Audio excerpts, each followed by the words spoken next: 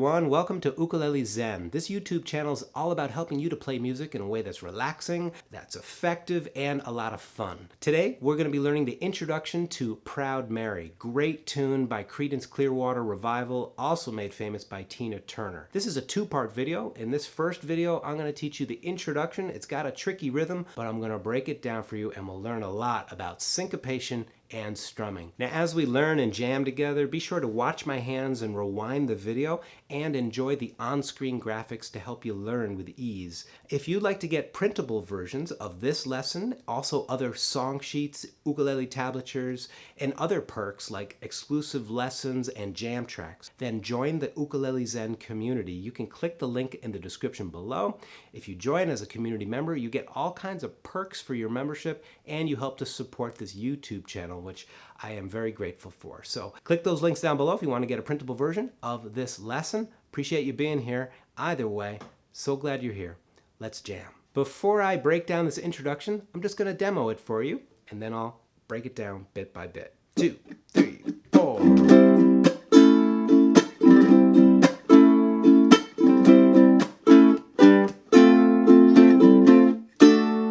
Then you're in the song, left a good job in the city. But what's happening is there is essentially a steady stream of down and up strums from the right hand, 1 and 2 and 3 and 4 and, but the rhythm is a little tricky because some of the chords arrive on an up strum. I'm also adding extra flares with flicks and chucks. I'm going to break this all down for you right now. Let's start with the basic chords. Say them as you play them. C, A. Again, C, A. How about we do that again and try to feel the steadiness of the rhythm. C, A, C, A. We're starting to get into the syncopation. Let's jump right into it. As you look at this diagram, you'll see that there are down and up arrows that are aligned with the count. 1 and 2 and 3 and 4 and.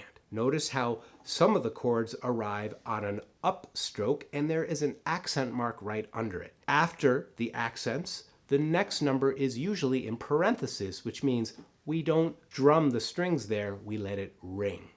Let's take a look at it. Look at your hands and listen. 1, 2, first measure. 1, 2, and 3, and 4, and. So did you see what I did? 1 and 2 and 3 and 4 and. One more time. 2, 3, 4. 1, 2 and 3 and 4 and. And that up strum, give it a little more of an oomph. All right. Now, even though you're giving it a little more of an accent, keep the left hand relaxed as you dance from one chord to the next. Once you have this measure down, let's try doing 2 of them in a row. 1, 2, 3, go. C. 1 and 2 and 3 and 4 and 1 and 2 and 3 and 4 and. Well, I guess I did 3 in a row there. Notice one other thing before we move on, the power of saying what you play. Whenever we're learning something, when we look, listen, and feel, taking in the information through our sense doors, we know what happens? Amazing things happen. You use the power of biofeedback. That means you're imprinting the information into the neural net more deeply by connecting many senses at the same time. So look at it, say it, and really take the information back into your brain. I promise you, this will help you learn it quicker and retain it longer. Now you can count it out or just say the chords. 1, 2, 3, 4, C, A, C, Before we get on to the rest of it, a bit more tricky, let's start to add some fan strokes. If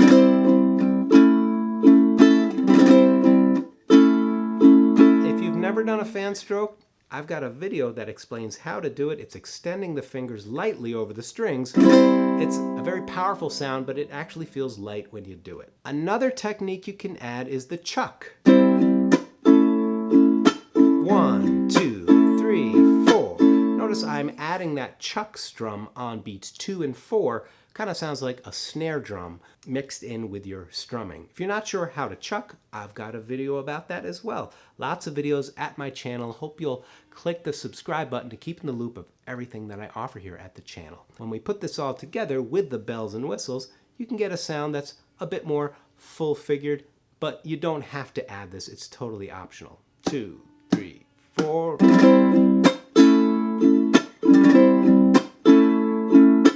See, I'm flick, up, chuck, chuck, up, flick, chuck, up.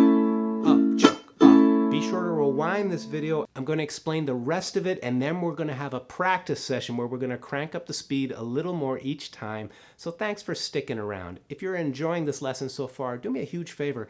Click that like button, make sure you subscribe to this channel, and I hope you'll share this video with your music and ukulele loving friends. Be sure to check the links in the description below to get more benefits as a member of the Ukulele Zen community. Now, the rest of it is not too tricky. Once you get the sense of adding a chord on an up strum, we do the same thing with a G and an F. So that sounds like this. 2, 3, 4. 1 and 2 and 3 and 4 and. I know that seems like a lot, so we're going to break it down. 2, 3, 4. 1 and 2 and 3 and 4 and. Be sure to keep your hand light on the fretboard as you dance through the progression. One more time. Here we go. C, A, G, So right there, I went ahead into the next measure, and you have an option here. You could just play F the whole time, and then hit that D chord hard on beat 4. Or you can open up the strings like this. And when I say open up the strings, I mean that for a moment you play down, up, down on F, then open, down. Okay, so I'm opening it up. For the open strings, it implies a C major chord. When you put this whole 2-measure pattern together, the 2-measure pattern sounds like this. Here we go.